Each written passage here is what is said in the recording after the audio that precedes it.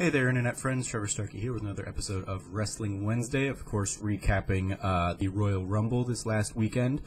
We kicked off the Royal Rumble with the WWE Championship match of AJ Styles versus Kevin Owens and Sami Zayn. Of course, AJ Styles ends up retaining here.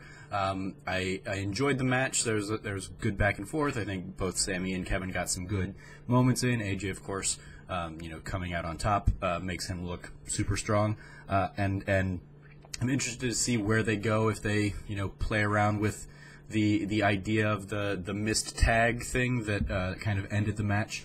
It looks like they're gonna instead kind of just use that as like a springboard to break up Sami and Kevin with them next week, I think, facing off for the #1 contendership at Fastlane coming up.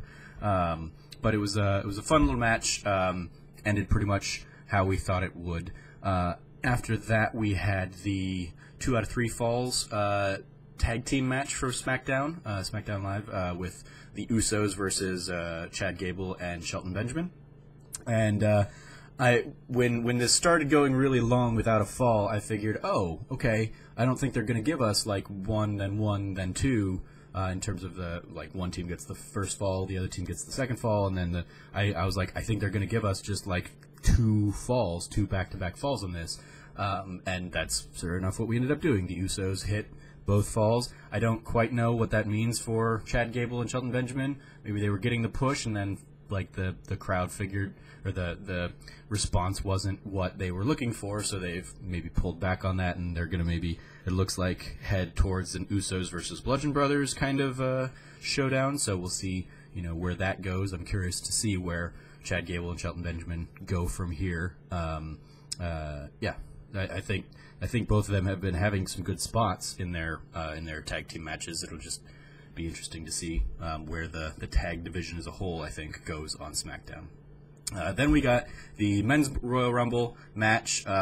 I loved that I accurately predicted Finn as the Iron Man there, and Shinsuke as the winner. Finn coming in at number 2 and going pretty much all the way till the final 4, and then Shinsuke coming in around 14 and lasting till the end. Some good spots in there. I loved the pop for Rusev as well, coming in at number 1, and all the love and care that he got from the crowd. One of my favorite moments was the payoff to Heath getting beat up and like continually being kept from entering the ring when Sheamus finally threw him in, and then Sheamus got in and immediately got eliminated by Heath. Was just a great, fun little moment, even if Heath ended up coming out afterwards. The Kofi spot this year was a nice little one, with him landing on Xavier with 1 foot and then them doing a little pancake thing. And really the impressive bit was the springboard back up into the ring to eliminate Jinder before he immediately got eliminated again. He had a couple returns in the Hurricane, which was fun, because I remember that character from back when I watched back in the day. And then he also had a great return from Rey Mysterio Jr. So that was a nice little, like, it left the end of the match being like kind of the new era versus like an older era with Reigns and Balor and Shinsuke versus Rey Mysterio, Randy Orton, and John Cena. I think that was the 3v3. So that was a nice little kind of passing of the torch to the new generation, I think.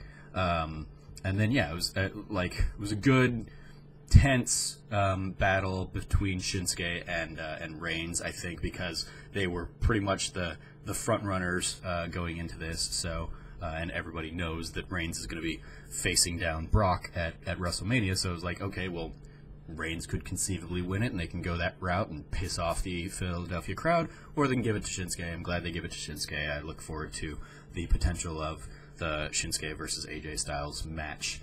After that, you had the Raw Tag Team match, which I'm guessing Jason Jordan is actually injured or something like that, because they basically wrote him out of that match pretty quickly with a kayfabe kind of hit to the head, and then he was basically out, and it turned into a 2-on-1 for quite a while, with Seth Rollins going up against Cesaro and Sheamus. And then finally, when Jason Jordan like tagged himself back in, he was still loopy enough and was like, nope, I can't do it, and tagged himself back out, and they ended up giving the Bar the win here. So it was an interesting kind of match. I don't know if that was like always the plan, or if Jason Jordan got hurt and so they needed to drop the title or something, but it was annoying because this was where I, of course, lost the Portillo's bet that I had with Cameron. It was at this match that made it like impossible for me to win. I would have lost it anyway, but this cemented it for me and made it, you know, an impossibility moving forward. Then you had the Universal Championship match, which went about as exactly like everybody expected. You had Brock Lesnar pinning Kane after, you know, a few minutes of just destroying everything around the ring, breaking some tables, hitting some chairs, some very real knees to the head, and like Brock Lesnar punches to Braun's head. That kind of I just hate Brock Lesnar so much because he's just a dick and does shit like that. But yeah, Kane ate the pin just as everybody expected they would, and then they closed with the Women's Royal Rumble, which was an awesome, like, it was cool to realize that they were going to be doing that when the Men's Royal Rumble started, was that they were going to close with the Women's Royal Rumble. It started out with Sasha in there at number 1, and so I predicted her as the Iron Woman on that match, and she went until the Final 4. That was great. This one definitely had a lot of returns to help fill out the 30-person roster, since there's only about 20 women between Raw and SmackDown. You had a couple call-ups from NXT in Kairi Sane and Ember Moon, and both of them got some great moments, some great spots. And then you had a lot of like returning superstars. There were some from the era that I remembered, of like Lita and Tori Wilson and Molly Holly and Trish Stratus, of course.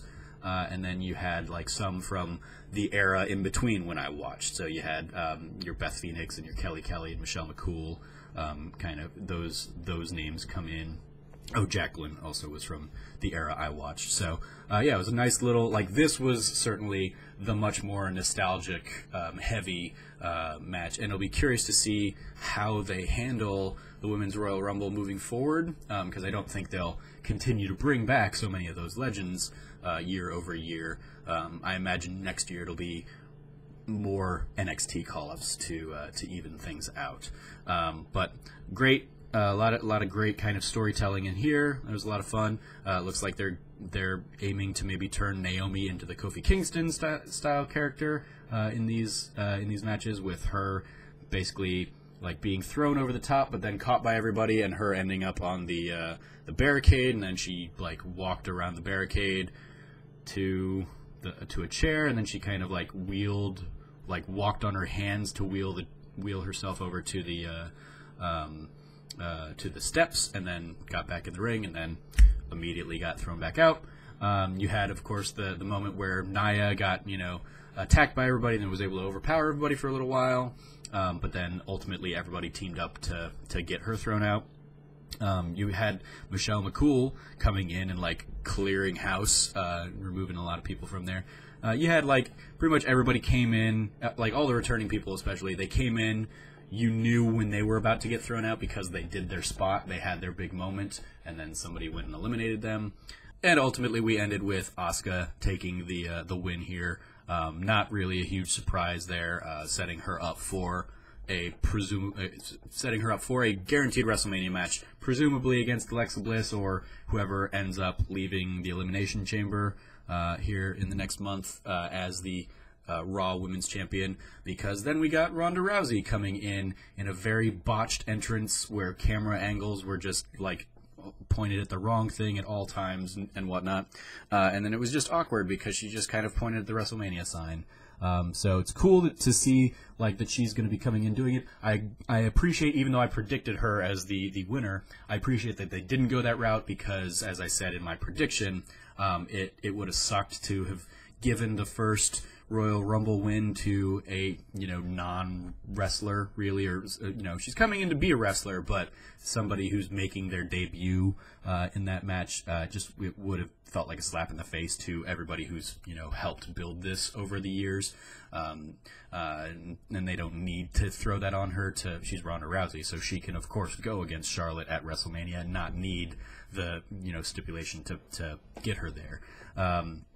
But yeah, overall, I really enjoyed it. It definitely felt long, having the two Royal Rumbles there. I imagine they'll probably want to shift it to one earlier in the show and then one to close out the show in future years. Maybe cut down on the time intervals, even though it's a faux 90 seconds in between.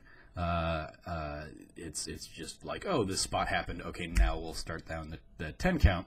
But I think it ran a little long. The match, apart from just not being a great match for the Raw Tag Team Championship, but it also had the crowd just was not in it at all. It was basically the sacrificial lamb following the men's Royal Rumble match. So they're gonna have to figure out how to really handle that, and really they're going to have to basically end the Royal Rumble, next year, presumably, the Women's Royal Rumble, and then the match immediately after is going to have to be a big spot fest or something like that to keep the audience from dipping in energy like they did this year. And hopefully I'll be there, because they announced that the Royal Rumble next year is going to be in Phoenix. So I look forward to trying to get tickets to everything going on that weekend. And not having to travel anywhere for it. It'll just be here, and that'll be cool. Yay! So those are my thoughts on the Royal Rumble. Let me know what you thought about the event in the comments below. As always, I've been your host, Trevor Starkey from TrevorTrove.com. You can follow me at SnarkyStarkey on Twitter. And until next time, from here at the Trove, treasure your friends.